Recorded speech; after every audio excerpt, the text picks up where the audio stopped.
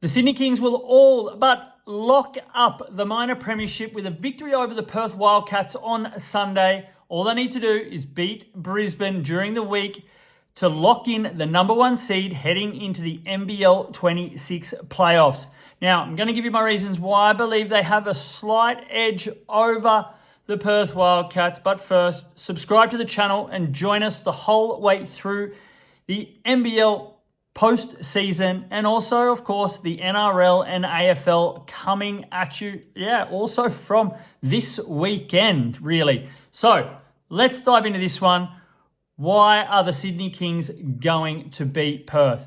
Look, both teams are in incredible form at the moment. Sydney have won their last 8 and 15 of their last 17 games, while Perth aren't too shabby at all, also on a 9-game win streak. So both teams are probably the two informed teams of the competition. But the first edge here is obviously the Sydney Kings at home on a short turnaround. Both teams play Friday night and need to back up on Sunday. So Perth will be doing the travelling, and of course that is a long haul to the other side of the country.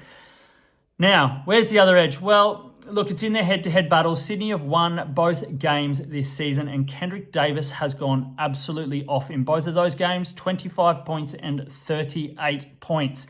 Now, he is in MVP form. It would be a huge surprise if he doesn't get the nod and win his first NBL MVP at the end of the season. So, can Perth stop him? Well, they haven't been able to in those two games, and with him certainly doing a last little push to get that coveted award, expect him to have another big game here. The way Perth could slow things down is obviously they're a little bit stronger in the paint. Joe Lualachul, and then also Christian Doolittle, who is on an absolute tear this season and is in great form himself. Just scored 28 points against Brisbane. So also having a cracking season.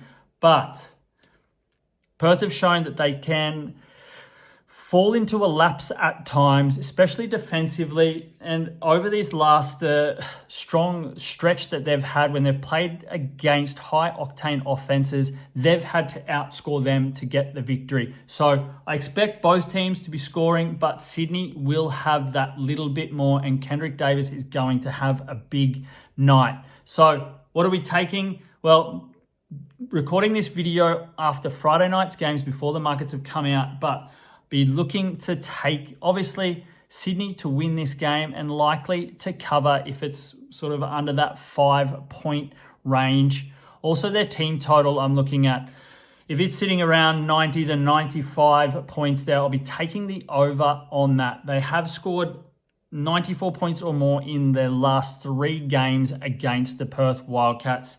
And having a look here, look, it was 108 points last time they played. So I'm more confident that Sydney will kick on than Perth will be able to stay with them. So I like the simple team total for Sydney.